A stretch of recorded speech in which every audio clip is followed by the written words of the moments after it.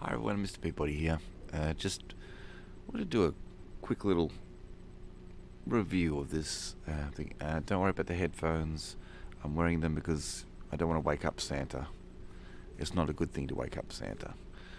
Anyway, this is a show that came out, well, a fair while ago. You know, you had CSI, you had NCIS, blah, blah. Anyway, medical investigation came out. But one thing that they all have in common is that they over-explain, and to the normal person, they hear what's being said and they think, oh, that's perfectly normal. No, it's not. um, they over-explain things so that the audience can catch up. So I understand why they do it, but sitting there listening to them do it is weird. Anyway, I'll give you a quick example. Here we go. I'll start playing this. We got a bad one on our hands. How bad? Don't bother sitting. We're leaving for Deering, Virginia in 10 minutes. Never heard of it. Small town 2 hours from here. I'm getting smaller. Fast. 3 people dead, 12 more presenting. What are the symptoms? It's a rapid onset of fever, chills, headache, muscle, and eye pain. Followed by a cough that becomes more productive and blood-tinged until the lungs fill up with fluids and the victims die of respiratory arrest. Now, see, all of that's fine. But you're talking about, these are all highly trained, highly professional medical experts. So this is where things get funky. So they drown in their own fluids? Yeah, Sounds like we're looking for something viral. could be, but for now, let's keep all our options open. Sounds like we're looking for something viral. Could be.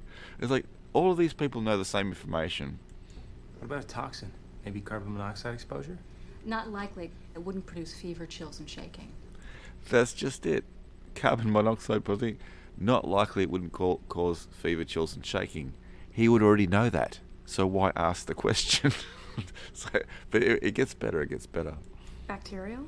Could be Legionnaires. Lots of people were down at once from that. Whatever it is, it's kicking. As I said, they're bouncing back these ideas. I understand why they're doing it. They're explaining to the audience what the kind of things we're looking at. So far they've covered toxicity, they've covered viral and bacterial. So they're throwing out the ideas, and the fact is all of these things are real possibilities, but they're talking to each other about this. If they were explaining it to another person that wasn't a medical professional, it would make perfect sense. But the fact is they're bouncing these ideas back in amongst themselves when they already know the answers. Well, not all the answers, but you know what I mean. It's like there's no reason why they'd be asking each other these questions. Gas with a short incubation period. Early reports say the onset is rapid, 1 to 2 days. Progression to death, 2 to 3. What did the local doctor say? Unfortunately, he was the third to die. Who called NIH? Town sheriff named Mills from the crack. There you go. You've got incubation time. All right. So basically, they're not. So that rules out toxicity. Incubation time. So now you've got bacterial or viral. 2 to 3 days. That would have to rule out viral. But anyway, let's go. Cracks in his voice, I'd say he's undermanned and overwhelmed. Deering is pretty isolated from surrounding communities. Hopefully, whatever this is hasn't spread from there. Keyword hopefully. I want everyone on prophylactic doses of antibiotics and antivirals. Load up the SUV with amantadine, a spectrum of antibiotics, IV solutions, culture materials, and protective gear. Sounds like This is what I have a real problem with, right? This is a medical investigation unit, right? So they're thrown in for everything and anything, right? So he says, I want everybody dosed up with prophylactic doses of antibiotics and vaccines, blah, blah, blah, blah, blah. This is an elite team. This is what they deal with day to day. They would already be dosed up. So they don't need to have more shots.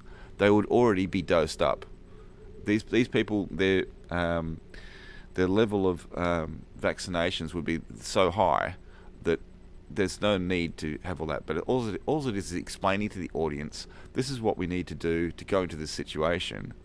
So as I said, once again, I understand why they do it, but it doesn't make any sense to say it. And so I've fun with this stuff all the time. One of my favourite pet peeves, they do it all the time, and once you know, you can never not see it. Alright? Here's the thing. A stethoscope, right? You put it in your ears, you listen to the heart, blah, blah, blah, right? If you look at the earpieces, they're angled, right? So depending how you're holding it, can angle to the front, can angle to the back, right? They must be angled forwards when you put them on. The reason being is because the ear canal goes slightly forward, right? So when you put a stethoscope on, you look at them and you'll see they're slightly pointed one way or the other. You point them forwards and you put them on, and then you can hear, right? If you're pointing them backwards, it pushes into the back of your ear canal and you can't hear it quite as well.